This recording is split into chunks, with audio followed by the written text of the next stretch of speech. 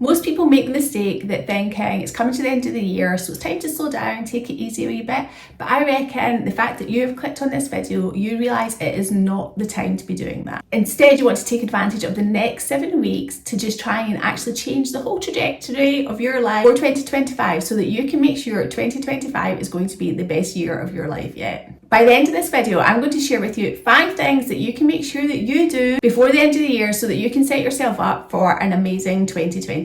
Don't be fooled, because you absolutely have time to make stuff happen before the end of the year is out. And I don't know about you, but I'm even more determined to make sure that the goals that I've set for myself, I achieve them by the end of the year, because one, it'll completely increase my self-belief and self-confidence in myself that I've actually made them happen. And two, I really need them to happen to help actually set myself up financially for 2025. So whether you want to change your financial situation, improve your health, change your career, this video is going to help you get really clear on what it is you want and how you're going to make it happen.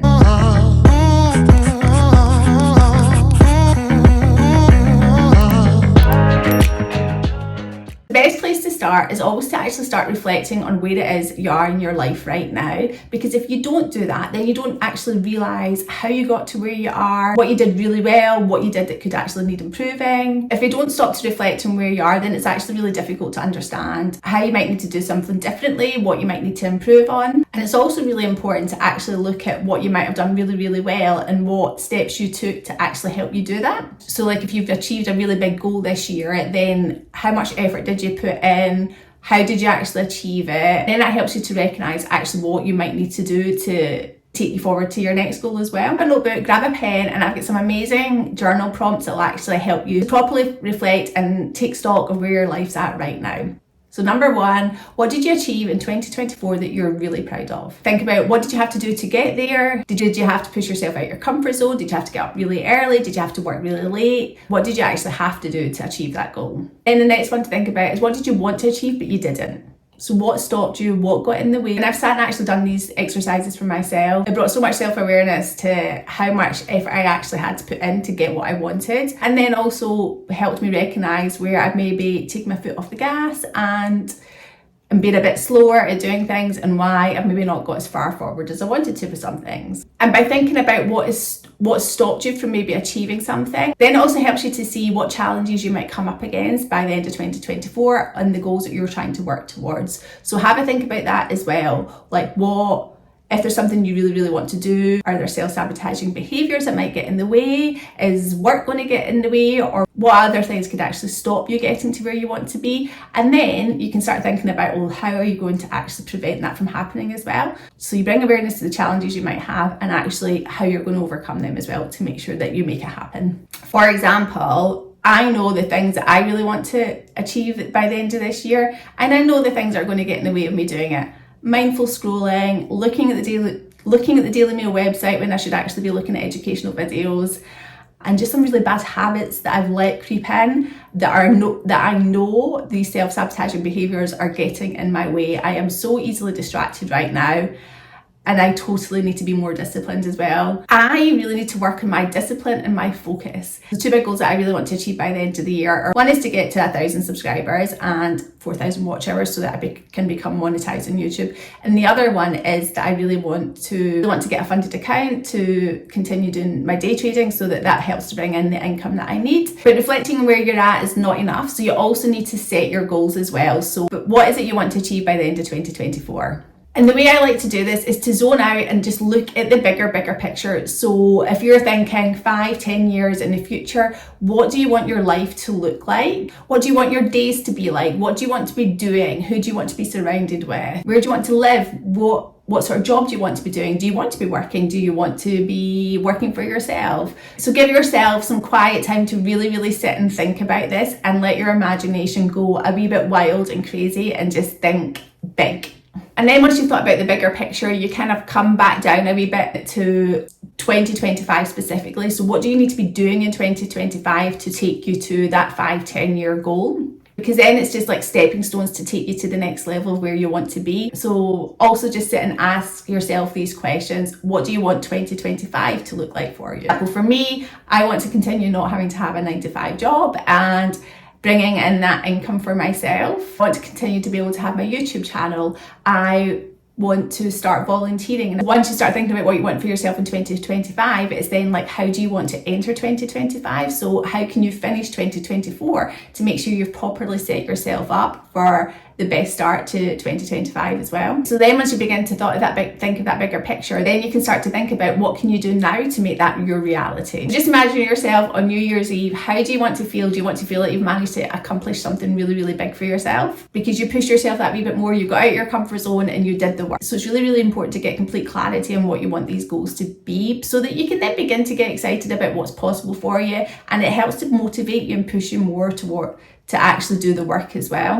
Now, just to have a bit of a reality check as well. As much as we'd like to think we can set ourselves 10 big goals, be realistic with them as well. And what can you actually achieve in 7 weeks? You want to get to the end of the year feeling good and not feeling really crappy that you didn't actually manage to do any of them as well. So choose 2 or 3 ones that are actually realistic to do within 7 weeks. The aim of this is to make you feel good about yourself and not feel crap for not achieving them. Now, before I get into the final 3 steps, of which the last one is by far the most important, I want you to hit that subscribe button, leave a comment below sharing the goals that you've set out to achieve, so that you can come back on the 31st of December and remind yourself of what it is you said you were going to do, and hopefully be celebrating that you actually did them as well. So action number 3 is setting the daily tasks. Think of 3 daily wins that you need to achieve, schedule how and when you're going to make them happen into your diary or plan for the day. So if you think about your typical day, think about how you're going to actually manage to fit these daily tasks that you need to do into your typical day. To get up early to do it before you go to work, before you have to manage kids' daily life. Will you set aside an hour or so for yourself after work or after dinner to make sure that you have that time in your diary to get these 3 daily tasks done? It's amazing how even the smallest task actually can take you that step further, because it just all compounds over time as well. Whatever we're putting our focus to is going to grow, whether it's something negative that we're thinking about and focusing on, or whether it's something positive we're focusing on. Whatever you do focus on is guaranteed to grow over time. So what daily habits do you need to implement as well? I'm not going to lie, I used to be really good at this. So I used to get up early before work, I would work on my blog, I had daily tasks I needed to do, and like writing the content, publishing the content, sourcing images and everything. And I used to place so much focus on this, and naturally my blog started to really, really grow. The leadership levels grew, my domain rating grew, because I was putting so much focus onto this. But I've taken my eye off the ball. Because of that, the readership has started to decline. My articles are maybe not ranking as high as they did in Google. I used to have articles in the top 10 of the Google search index. And yeah, I've taken my eye off the ball, so it started to decline. But again, that's another big thing that I really want to get back into in 2025 as well. So those small daily habits make such a massive difference. And also, once you're doing them and you're seeing that level of progress as well, it totally changes the way you feel about yourself, your self-esteem. Your confidence grows from doing what you promised you were going to do and what you set out to achieve. And then it's just amazing how that confidence growth, that self-esteem growth just changes everything else around you as well. And one of the most important things is not to become complacent with it. It's building up that discipline, those habits that are going to make the biggest difference for you. So start to think about what the daily actions that you want to put into your calendar, and then how you can prepare for it, either at the start of the week or each evening as well, to make sure that you're going to get through them each day. Do you want to write a list the night before of what it is you want to achieve? What are going to be your non-negotiables as well that you're going to make sure that you do and that nothing's going to get in the way of them? What will a successful day look like for you? And how is it going to make you feel at the end of the evening if you manage to get through that checklist as well? Think about what time you need to have it done by, and then think about how you're going to reward yourself at the end of the day, knowing that you've achieved each of them. Be just chilling out, having a bath, watching your favourite film, just to recognise and thank yourself for actually doing the work. But just doing that is not enough. The next step you want to build in is journaling. And this is one habit that I'll openly admit to that I go through phases of doing and not doing. And it's one that I'm going to start putting back into practice myself again before the end of the year, because I have let it slip and I feel that my focus is not as good for doing that. I feel journaling is the sort of thing that you can easily overlook and maybe not see the value in it until you actually start doing it. But the reason that I love it is because it's actually somewhere that you can just let your imagination go wild, create this life that you want to have for yourself on paper, and actually begin to really visualize what it could be like. And this is something I was really good at years ago, up until probably moving in with my partner, and I feel like my routine has gone a bit to whack because of it. But I used to sit with my manifestation notebook, writing out all the things that I really wanted for my life in it. And And it's amazing when I actually look back at some of the things that I used to write down, how much of them have actually come true because of this daily habit. I've written things in my journal about wanting to leave the 9 to 5, about investing in property, about how my days could look. I wanted them to be like slow mornings, yoga practices, and pretty much all of them have come true. There's also some things that I wrote that haven't happened, but they were probably never meant to happen anyway. So point being, do not overlook the journaling part of it. It's amazing how powerful it is to be using your imagination, writing down what your future to be like, and doing this as a daily or like daily, monthly, weekly, whatever you want it to be, habit, and how much it actually impacts your brain and the way you begin to think, the steps that you begin to take, and then how that can all build and compound into creating it. So create that space for yourself, whether it be in the morning or the evening before you go to bed. Just give yourself 5 minutes, let your imagination run wild. Visualize yourself actually doing the work that you need to do to create that future for yourself,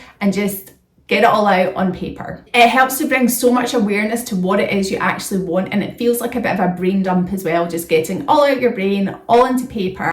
And we all know that there's stats out there that tell you that you're far more likely to achieve your goals once you get them down on paper as well. So yeah, do not overlook this step. Whether you do it as a daily habit or whether you do it weekly, just make sure that you actually create that space to start journaling. And I swear you'll notice such a difference as well over time if you get really good at doing this. So the final step is you actually need to do the work. Doing all the other stuff will not be enough without you doing the work as well. There's nobody coming to save you. You've got to do it for yourself. Okay, so you've done the reflection, you've set your daily goals, you've decided on your daily tasks.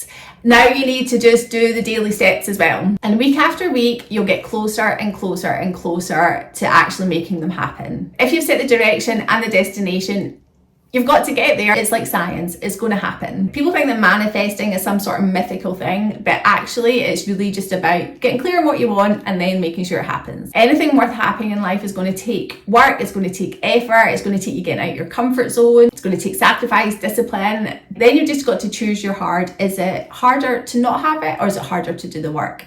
I know which hard I would rather choose. So to wrap up, I would just say, preempt the challenges that you're going to face, preempt the self-sabotaging behaviour that might get in the way, and then recognise it whenever it comes up, so that you can then think about how you're going to face them, tackle them head on and get them out the way so that you can continue to get on with what you need to do. So hopefully that's helped motivate you to actually not waste this next 7 weeks and make the most of it so that you can set yourself up for a really good start to 2025. I would love to hear what it is you want to work on and what it is you're hoping to achieve. Drop it in the comments below so that you can come back here on the 31st of December and congratulate yourself for actually doing it. Please hit that subscribe button, and if you liked this video, check out some of my other videos like why I'll never work the 9 to 5 again and what it is I actually did to escape the 9 to 5.